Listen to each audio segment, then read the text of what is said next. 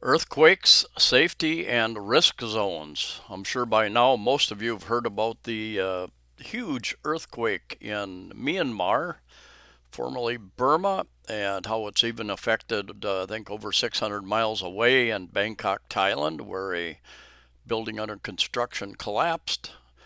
Um, I think there's over 1,000 deaths so far, a lot of injuries, and no doubt that number will go much, much higher in Myanmar, and that is this is the geological site here, Myanmar, and the force lines spreading out all the way over into Thailand and other nations as well.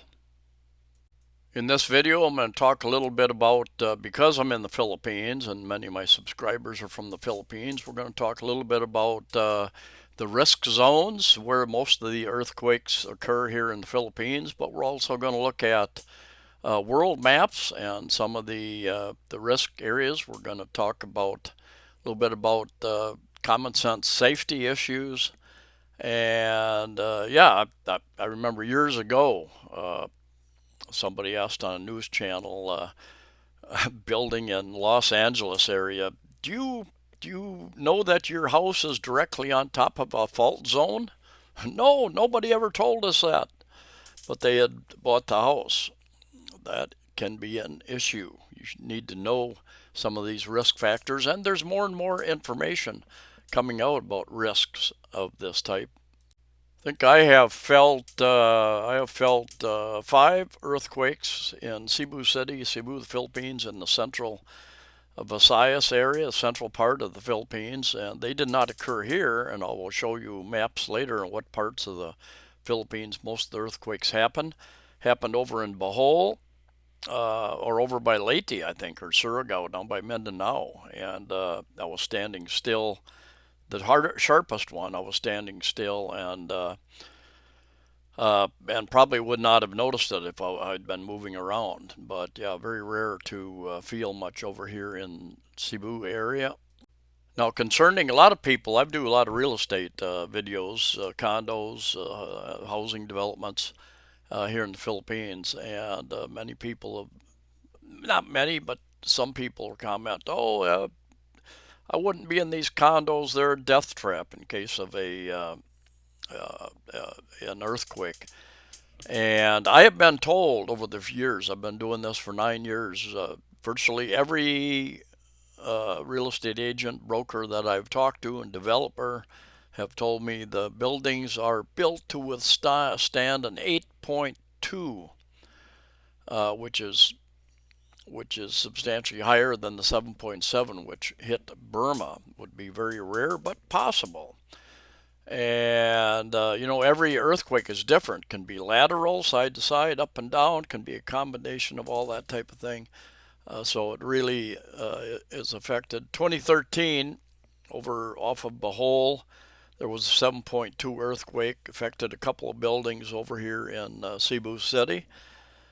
Um, but most buildings did just fine with that. I believe this picture is from Myanmar, and yeah, you can see how the earthquake just split the earth in this area substantially. And you can see those types of things even from space, satellite images, quite easily. I believe this picture is from Geology Hub, and it shows you the various plates in that area. Got a friend staying in Pattaya, Thailand. He said he felt a little bit of shaking there. It's south of Bangkok area. Just give you an idea. And this has been known for quite a number of years, and you can probably expect the opposite side of the earth is down around Peru, probably off the coast of Peru in South America. Research finds quakes can systematically trigger other ones on the opposite side of the earth. And Dutch Sense, who has an earthquake forecasting channel, made that statement years and years and years ago. And the expert said, no, that doesn't happen. But they finally concluded that, yes, well, indeed, we have found through observation that it does oftentimes. And here's a map from earthquakes from 1900 to 2017. So quite a time period, and you can see, yeah, they definitely follow the plate lines, and I'll show you that later on an interactive map, and I'll give you a link to the interactive map too. You can zero in on areas that you're interested in. But yeah, they follow the fault lines and the plate boundaries very well. And here's a picture of the plates surrounding the Philippines and the general area Southeast Asia. And here's a map of the seismic network in the Philippines that they knew of at the time they printed this. Always new information coming out. Jumping over to a site called Sage, and I will put a link to this in the description of the video. Going to spend a little time here because it can give you quite a bit of information. Anyway, yeah, Sage interactive earthquake browser, and hit options, opens up the whole thing there like that. I'm just go down here real quick. You can have maximum number of earthquakes from 10 up to 45, well, even more than that, 25,000. And it was set at 1,000. I set it at 2,000. Select earthquakes by newest or largest, time range. You put time range in there, magnitude range, depth range, source USG or mixed. There are a number of different agencies around the world, and then you apply that.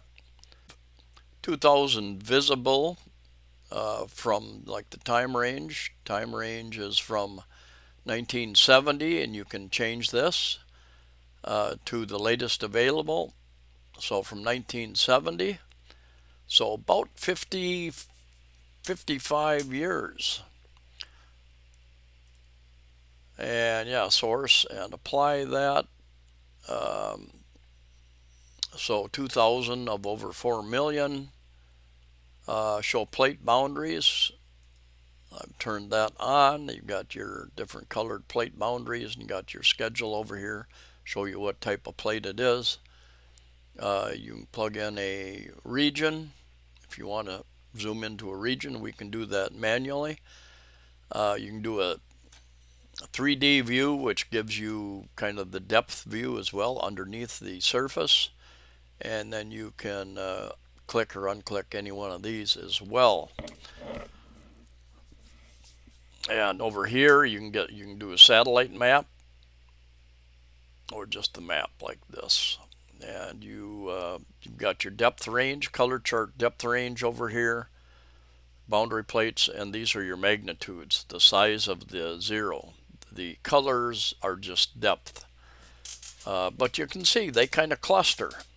They cluster in different areas, anyway, from South America over here, up here through Central America area, up here in the California west coast of the U.S.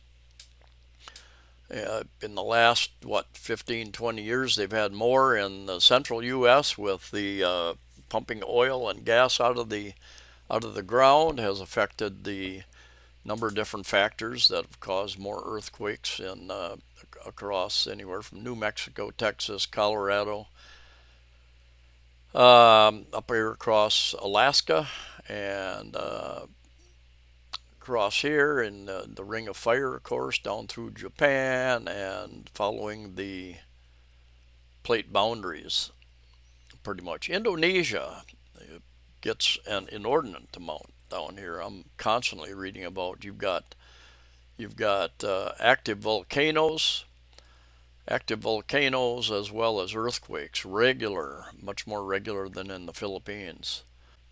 And yeah, there's even more clustering around in areas of the Philippines. Let's start up here. Let's go up north. They may not show it here. Batanes, okay, they do. The northern islands north of Luzon, Batanes Islands up here. A number of years ago, they had a pretty hard one, sharp one. Did some damage up there. Popular with the tourist crowd. and Luzon, along this, primarily along the west coast of Luzon up here. Get down here to Batangas, south of Manila, Batangas area, and Mindoro area. I regularly hear about earthquakes up in here. Of course, you've got the Philippine Trench, I think this is called. You got the big plate out here along the east side of the Philippines Islands. Not so many in this area. Cebu, Negros, Panay Island, and that's where many of us live. Many of you live over here in Leyte and Samar as well, and then you also have the typhoons that come in off the Pacific, and you are hit more so by those. Let me just kind of zoom into this area, and I'll show you what I was talking about. Bohol 2013 had a 7.2, and that did some minor damage. Mostly, there were a couple buildings that were damaged in Cebu City. And in fact, they're tearing down an old convention center, I believe it is, over in Mandawi, that had, that's what, 10, 11, 12, 13 years ago, something like that. And so you have your Cebu Island. There are not any listed up here on the north end. 4.3 in 2022.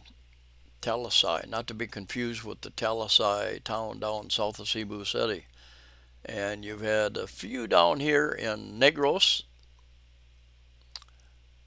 And all right, gives us the dates: 2018, 2023, 2021. You click on the dot, gives you additional information. Iloilo.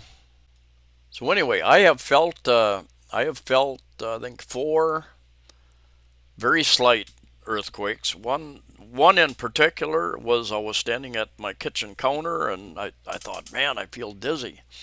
But it wasn't that. It was actually just a little tiny bit of movement. And if you were moving, I was standing still. If you're moving, you probably wouldn't have even felt it at all. But it was actually an earthquake that happened over here in this area over here, North Mindanao, Leyte area. You can also download this as a Excel or a net CDF, and this will show you what you get there. You get it listed right there. And you hit this options button up here, and opens up the to a larger map without the side panel. Kind of interesting. But yeah, I've got the you got your fault line out here. You have your plate line out here. And yeah, very regularly hear about earthquakes. Strange, they're not showing up. They are. I regularly hear about earthquakes happening out here, out in this area, South Mindanao, and up along this coast here. There was one in Leyte the other day, over here in Leyte, right here, Leyte Island. And then Samar Island, Leyte and Samar almost look like they're connected. They actually have a bridge going from one island to the other over here. Keep in mind, this is what, 55 years worth of data here.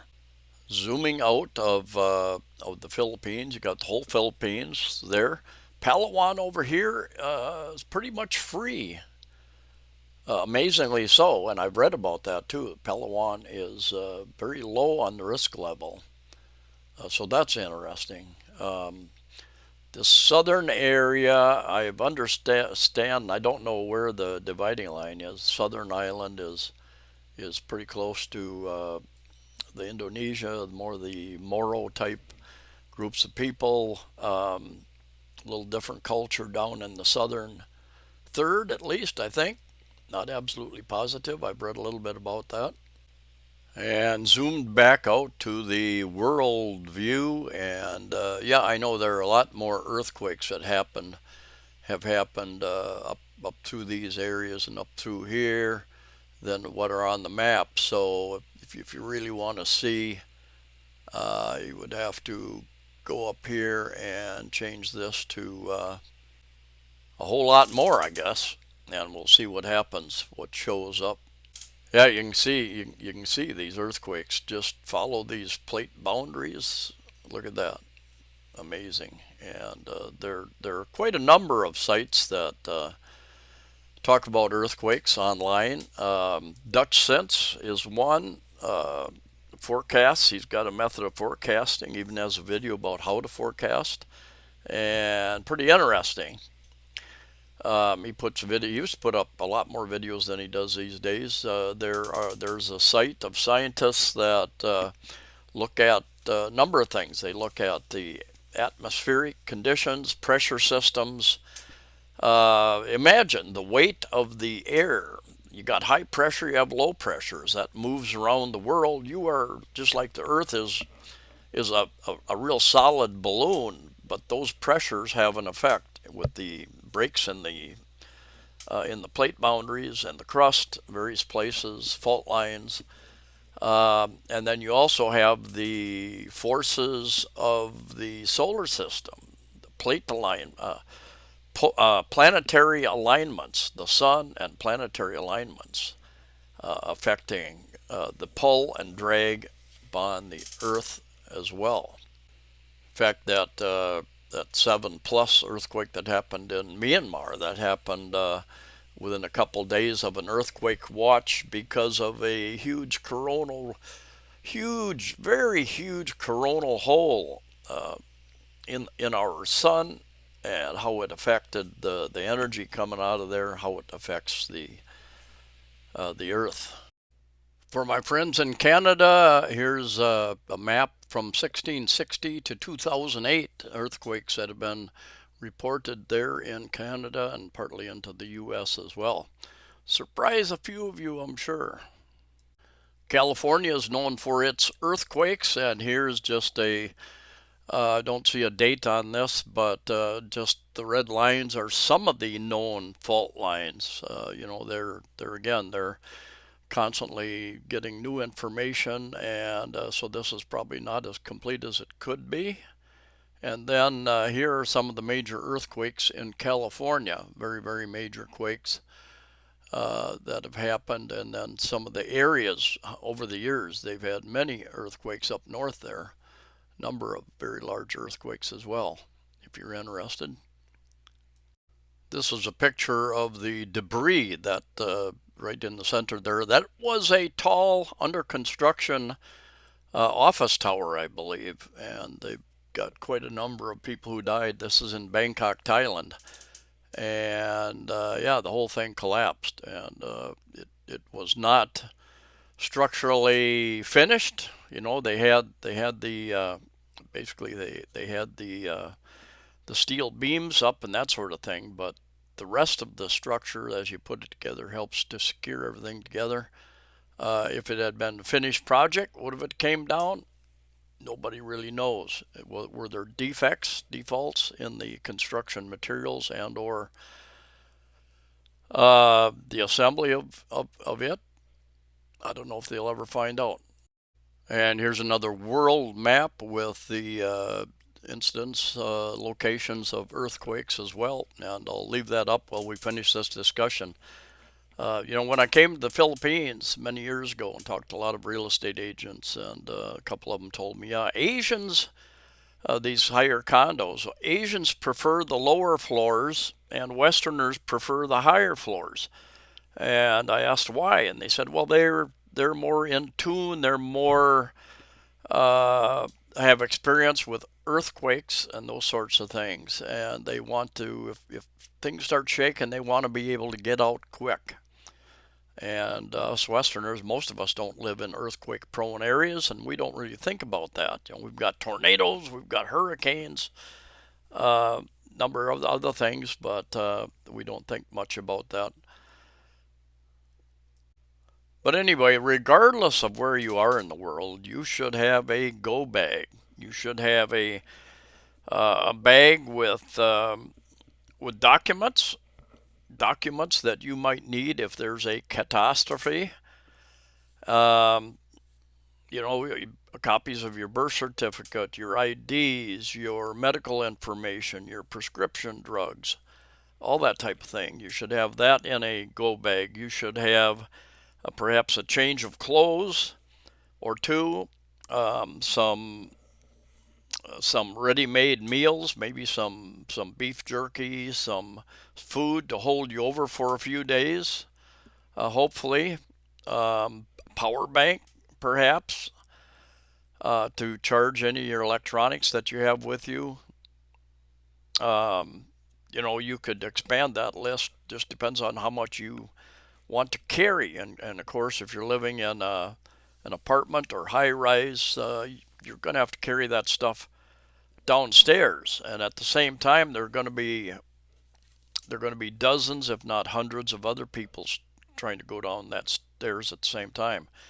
And you might have to evacuate because of not just an earthquake, but a fire, a number of different things. And there's another issue, minor, but it happened here in the Philippines decades ago.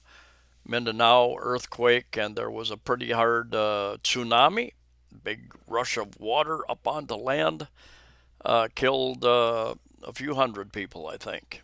And in, I think, Indonesia area, years and years ago, there was a huge tsunami that killed tens, if not was hundreds of thousands, I think, in the end. So if you're living close to the water, how far is it for you to get if there's a tsunami alert? How far is it for you to get up in higher areas, safer areas? Now, I don't wake up every morning and go to bed every night worrying about everything that can go wrong, every crisis situation, but it's worth putting in a little bit of thought and thinking. You know, if you're coming to the Philippines or any other place, and I've got a membership channel where I go a little more in depth in risks in the Philippines, uh, volcanoes, earthquakes, tsunamis, that sort of thing, and cost of living, and medical and dental, that type of thing. Down in the lower left-hand corner, there's a join button. The first comment of every video also has PayPal, a link to PayPal, and buy me a coffee type thing. So if you find these videos helpful and you want to help support the channel, always appreciate that. Thumbs up, thumbs down, comments, sharing videos also helps the algorithm. For the most part, Cebu, so, most of the typhoons, what you call hurricanes in the U.S., the typhoons come off of the Pacific into the warm Philippine sea waters, and they can gain a lot of strength. A relatively mild storm can turn into a super typhoon within a couple of days, and it has a number of times. I've heard weather forecasters say, "Oh, don't worry about this. I don't think it's going to turn into much." And a day or two later, it's a typhoon, and then it's a super typhoon. So it's amazing what can happen so quickly here. Generally, the east islands on the Philippines, coming off the Pacific, get the brunt of that. Cebu Island, Negros, Panay Island, more western islands are usually they run out of steam as they hit these eastern islands, just like in the U.S. when the hurricanes hit the Gulf of Mexico and go inland, or hit Florida and Georgia and go inland, they start losing their strength. Whereas if the water is very warm out in the Gulf and the Atlantic, they will gain strength when they hit land. Same thing happens here, and we're pretty protected. 2013, I think Yolanda, international name Hainan, came through, made it all the way into did the damage mostly in northern Cebu Island. And 2021, December 16th, I remember it, Super Typhoon Odette snuck through and did major damage across northern Mindanao, Leyte, Samar, I think, as well, Bohol, Cebu, and other islands, and yeah, it just kept its strength up surprisingly. My first thought, in fact, happened during the pandemic when they're going to lock down in 2020 with the government travel restrictions and such. I thought, well, what's worst case scenario? What can happen? Well, the people, the companies, and the people that supply the purified water could get ill or go out of business. So I ordered several 5-gallon jugs. I think I've got about 8 5-gallon jugs of water now, and I've got a little water life straw water purifier if I need to go that way. I would like to get a little bigger, better purifier, water purifier system. We were without electricity for a week or longer, and I had a solar panel, small little foldable solar panel that I brought from the U.S., and it did the job keeping my phones, my cell phones, charged up. So something like that. But yeah, think through the process. Think through the process. Worst case scenario. What are you going to need? Anyway, I think that's it for now. It's getting a little bit of long. Looking for your comments. Safe travels to you all, and we'll see you in the next video.